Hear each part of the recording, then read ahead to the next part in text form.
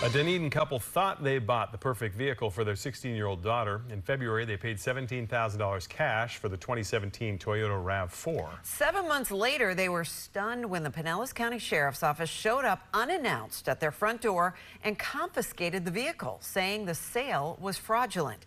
Nearly a month later, they still need answers, and that's when they knew they'd better call Behnken. 8 on Your Side consumer investigator Shannon Behnken joins us.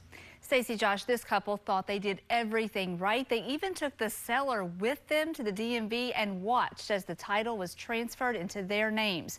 Even so, they tell me the sheriff's office tells them this car is not legally theirs. This video shows the moment in February when Craig and Hannah Blanchard surprised their 16-year-old daughter with a 2017 RAV4. These photos show the pride and excitement of a teenager enjoying her first set of wheels.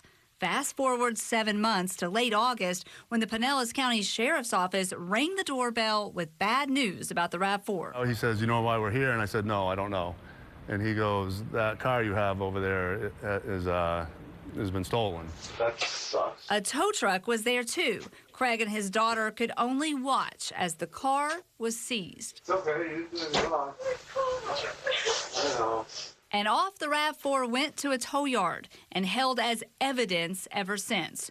Craig tells me he paid $17,000 cash for the vehicle using a home equity loan. So now he's stuck with that payment and an insurance payment for a car he doesn't have and doesn't know if he will get back. Payment on nothing.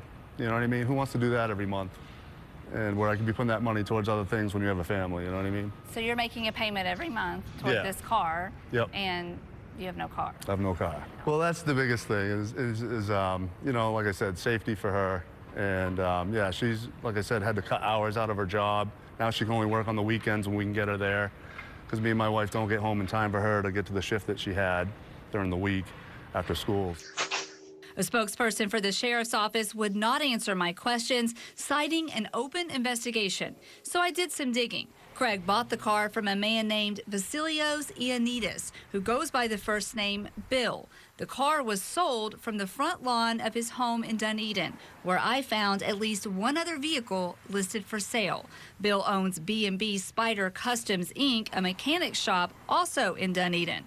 And public records show he had a mechanic's lien on the RAV4 and took ownership about a month before he sold it to Craig. So we're working on a story about this. I called Bill, and he says this is the first he's heard of a problem with this car, but he wouldn't answer any of my questions.